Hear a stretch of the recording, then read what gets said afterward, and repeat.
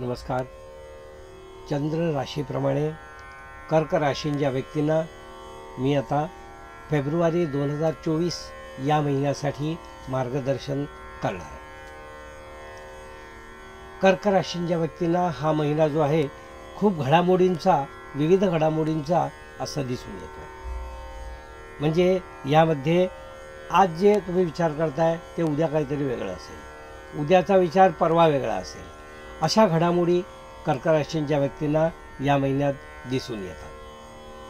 म्हणून तुम्ही या महिन्यामध्ये खूप मोठं प्लॅनिंग, इव्हन आठवड्याचं प्लॅनिंगसुद्धा करू नका. 2-2 दिवसाचं प्लॅनिंग करा आणि त्याप्रमाणे आपलं काम करा.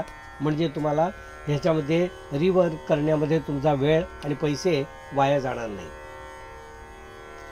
कर्क राशींच्या व्यक्तींना मी असं सांगेन, प्रकृतीच्या बाबतीत त्यांना काही त्रास मला या ठिकाणी दिसून येतात. उत्तरार्धामध्ये काही त्रास म्हणजे डोकेदुखी किंवा अन्य काही डोक्यात त्रास होणे किंवा मेंदू संबंधी काही त्रास होणे असे मला या ठिकाणी दिसून येत आहेत. म्हणून त्यासंबंधी त्यांनी काळजी घ्यावी. विशेषतः वृद्ध व्यक्ती घरातल्या ज्या आहेत त्यांच्यासाठी तुम्हाला काही विशेष कालावधी वेळ काढावा लागेल आणि त्यामुळे सुद्धा तुम्हाला थोडा मनस्ताप होऊ शकतो. कारण घरातल्या मोठ्या व्यक्ती जर आजारी झाल्या तर आपलं चित्त लागत नाही, आपलं पूर्ण लक्ष त्यांच्यावर राहतं. तर असंच काहीचा प्रकार या महिन्यात दिसून येतो आहे. म्हणजे त्यांच्या आरोग्याची काळजी घेण्यासाठी तुम्हाला वेळ द्यावा लागेल असं या ठिकाणी मला तुम्हाला सांगायचं. कर्क राशीच्या व्यक्तींना मी असं सांगू इच्छितो की या महिन्यामध्ये मोठी गुंतवणूक करायला त्यांना हरकत नाही. जे बिझनेस करणारे व्यक्ती आहेत त्यांना खूप मोठा फायनान्स मिळवणे किंवा मोठ्या प्रोजेक्टमध्ये जम्प करणे असं या महिन्यात शक्य होणार आहे. त्यासंबंधी जुळवाजुळव काही करायची असेल अनेक गोष्टींची तर ती जुळवाजुळव आपण करावी.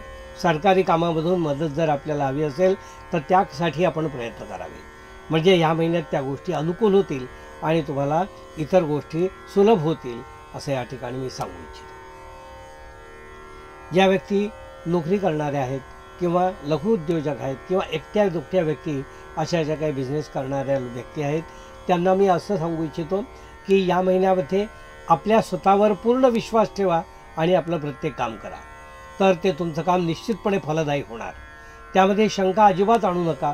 तुमच्या बुद्धिमत्तेनुसार जे तुम्हाला योग्य वाटतंय तेच करा.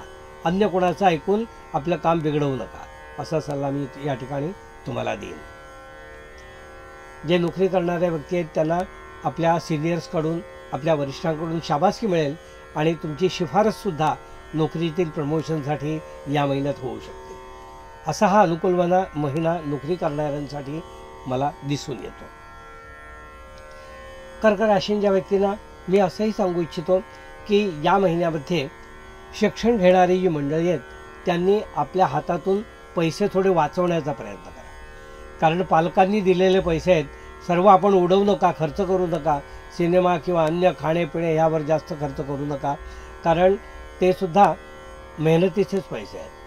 तुम्हाला आवश्यक किंवा गरजेनुसार दिले जातात. त्याचा अपव्यय तुम्ही टाळला पाहिजे किंवा तुम्हाला दिलेले सगळे खर्चच केले पाहिजे अशी समज तुम्ही करून घेऊ नका.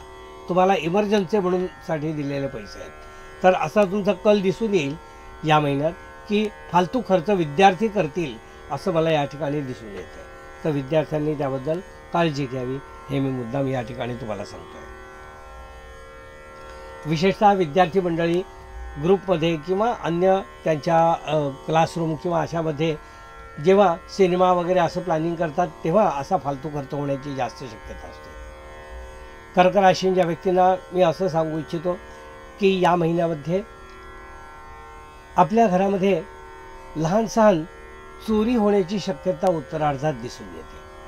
म्हणजे किमती किंवा मौल्यवान वस्तू जर आपण साहजिकपणे एकदम कॅज्युअली इकडे तिकडे ठेवलेल्या असतील तर त्या चोरीला जाणे, गहाळ होणे, हरवणे किंवा आपल्या स्वतःनीच आपण ठेवलेल्या वस्तू कुठेतरी ठेवणे आणि ते आपल्याला न आठवणे आणि त्यामुळे गहाळ होणे अशा गोष्टी मला यामध्ये दिसून येत आहेत.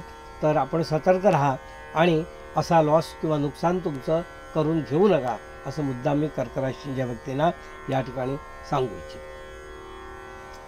कर्क राशींच्या व्यक्तींना मी असं सांगू इच्छितो की घरामध्ये जेव्हा आपण एकत्र राहत असतो कुटुंबासमोर, तेव्हा काही मर्यादा आपल्याला पाळाव्या लागतात. तशा पतीपत्नींनी एकमेकांशी बोलताना मर्यादा बाळगाव्या.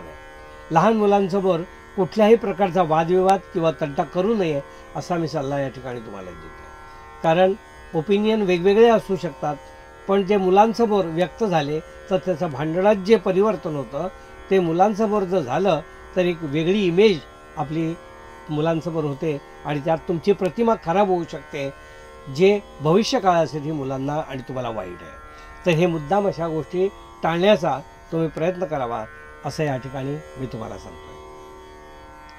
कर्क राशीच्या व्यक्तींना मी असं सांगतो आहे की काही वेळेला तुम्हाला आपल्या शत्रूंच्या बळी पडून काही खर्च करावा लागेल. म्हणजे हितशत्रू असतात आणि काही शत्रू असतात. तर हितशत्रू जे आहेत ते आपल्याला बळी पडून म्हणजे फूस लावून काहीतरी खर्च करायला भाग पाडू शकतात. तर त्याकडे तुम्ही कटाक्षाने काही गोष्टी टाळल्यात तर तुम्हाला पुढे फायदा याचा होऊ शकतो. कर्क राशीच्या व्यक्तींना मी असं सांगू इच्छितो की या महिन्यामध्ये आपण पर्यटन किंवा कुठेतरी कामानिमित्त कार्यानिमित्त टूरला जाणे, फिरायला जाणे असं काहीतरी योग या महिन्यामध्ये दिसून येतो. 3 ते 4 दिवसाचं पर्यटन काही ना काही कारणाने तुमचं दिसून येतं आहे. जर कामाच्या बाबतीत असेल तर ते निश्चित यशदायी होईल असं मला या ठिकाणी सांगायचं. कर्क राशीच्या व्यक्तींना मी असं सांगू इच्छितो की ऐकावे जनाचे आणि करावे मनाचे. सल्ला सगळ्यांचा घ्यावा, आपल्याला पटतंय तेच करावं, म्हणजे तुम्हाला नुकसान कमी होईल असं मला या ठिकाणी सांगायचं आहे. कर्क राशीच्या व्यक्तींना मी असं सांगू इच्छितो की आपल्या घरामध्ये, स्वतःच्या घरामध्ये जेव्हा आपण पाहुणे येतात किंवा अन्य कोणी बाहेरून लोक येतात तेव्हा त्यांच्याकडे आपण नीट कटाक्षाने लक्ष द्यावं. कारण काय होतं, काही लोक इन्फॉर्मेशन काढतात आणि त्यांची वक्रदृष्टी, नजर लागणे वगैरे अशा गोष्टी राहून जातात. घरामध्ये काही आपल्या महागड्या वस्तू किंवा अशा ज्या गोष्टी असतात त्यामध्ये थोडीशी नजर लागण्याची शक्यता या महिन्यात दिसून येते. तर त्याबद्दल आपण अवश्य काळजी घ्यावी. हे होतं कर्क राशीच्या व्यक्तींना मार्गदर्शन.